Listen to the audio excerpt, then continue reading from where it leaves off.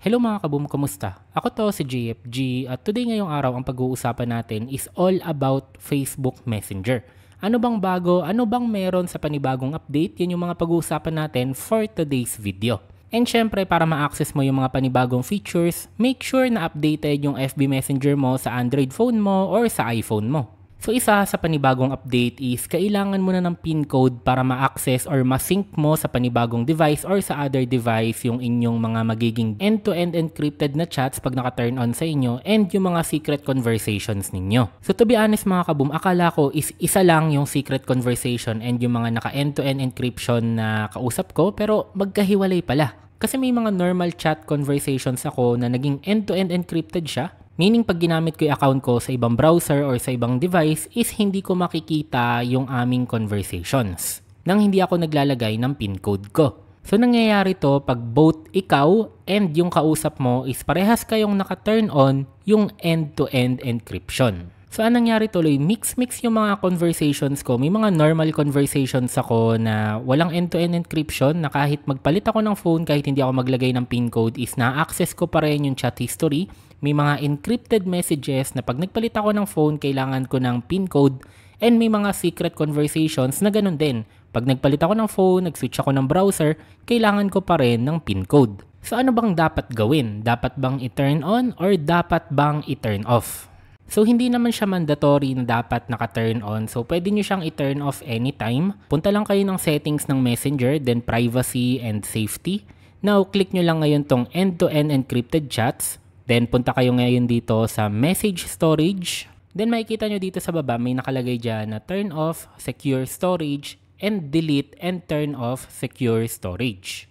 So parehas yan may consequence. Pag nag-turn on kayo, ang consequence nito is every time na puno na yung storage mo, is automatic na magdi-delete yung mga older conversations ninyo. Pero pag naka-turn off naman sa inyo yung end-to-end encryption chats, lahat na magiging chat history nyo ngayon sa mga may end-to-end encrypted chat na mga tao is automatic na hindi mo na ma-access pag nagpalit ka ng browser or pag nagpalit ka ng cellphone. Another thing na bago is pwede na tayo mag-send ng mga HD na pictures through Messenger. So alam naman nating lahat na dati is every time na may gusto kang isend na picture through Messenger is anong nangyayari, talagang nagiging blurry siya, nababawasan yung quality ng picture. Kasi ang ginagawa na Messenger is binababa niya to para mas mabilis tong mag-send sa kausap mo. Yun nga lang mga kaboom, hindi siya super consistent kasi may mga ibang kausap ako na pag sila yung chinat ko, wala yung HD feature. Pero pag may iba din akong kausap, nag-a-appear naman yung HD feature. Ngayon, pwede mo sabihin sa akin na baka mamaya hindi sila updated sa Messenger kaya hindi nag-a-appear sa akin yung HD feature. Ngayon, sinubukan ko to mismo sa sarili kong account na sariling phone na updated ang Messenger pero ganun pa din. Pero ang maganda naman dito, both iOS and Android devices is meron ng gantong feature. Yun nga lang kagaya ng sinabi ko kanina, medyo pili pa lang yung mga tao na pwede nyong sendan nito. Isa pang feature na meron dito pero iOS exclusive pa lang siya pero nafe-feel ko na magkakaroon na rin to ngayon sa Android is yung tinatawag natin na App Lock. So ang ginagawa niya is every time na i-open ninyo yung Messenger ninyo is nagre-require siya ng Face ID or passcode para hindi siya basta-basta na ma-open ng ibang tao.